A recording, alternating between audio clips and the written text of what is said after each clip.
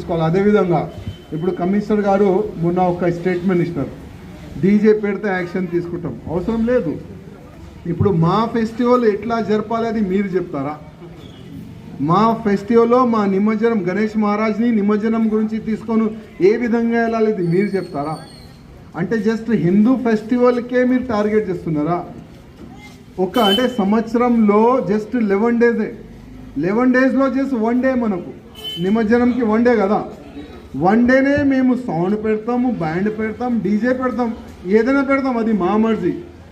ఎందుకంటే మా ధర్మము ఎట్లా కాపాడుకోవాలి, మా సంస్కృతి ఎట్లా కాపాడాలి మాకు తెలుసు. మీరు చెప్పే అవసరం లేదు. కానీ కొన్ని మండపాల్లో పోయి పోలీసు వాళ్ళు వార్నింగ్ ఇస్తున్నారు.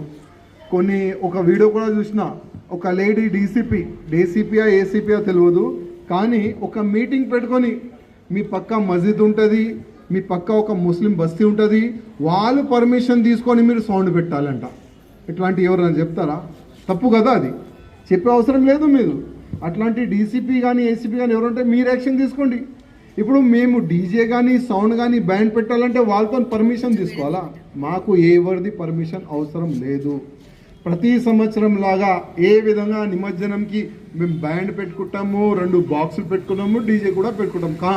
మీరు ఒక మంచి సందేశం ఏ విధంగా ఇవ్వాలంటే, అయ్యా డీజే పెట్టుకో, బ్యాండ్ పెట్టుకో, కానీ దేవుడు పాట పెట్టు, ఆ మూవీస్ సాంగ్స్ కానీ ఎట్లాంటి సాంగ్స్ పెట్టకూడదు, మీరు సందేశం ఇస్తే చాలా బాగుండేది.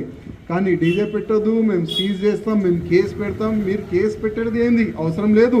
మళ్ళీ మీరు మా ఫెస్టివల్కి డిస్టర్బ్ చేస్తే మళ్ళీ 5 టైమ్స్ మాకు కూడా డిస్టర్బ్ అవుతుంది. సంవత్సరం మొత్తం 5 టైమ్స్ మేము కూడా వాళ్ళ మాటలు వింటున్నాం కదా. పొద్దు 4 నుంచి సాయంత్రం వరకు 5 సార్లు మా చెవులు ఖరాబ్ అవుతున్నాయి.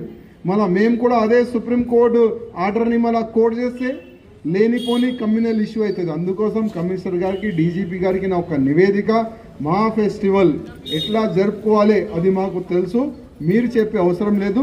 లా అండ్ ఆర్డర్ ఎట్లా మెయింటైన్ చేయాలి, ప్రతి సంవత్సరంలాగా ఈ సంవత్సరం కూడా నిమజ్జనం ఏ విధంగా జరుపుకోవాలి దాని గురించి మీరు చెప్తే చాలా బాగుంటుంది. ధన్యవాదం.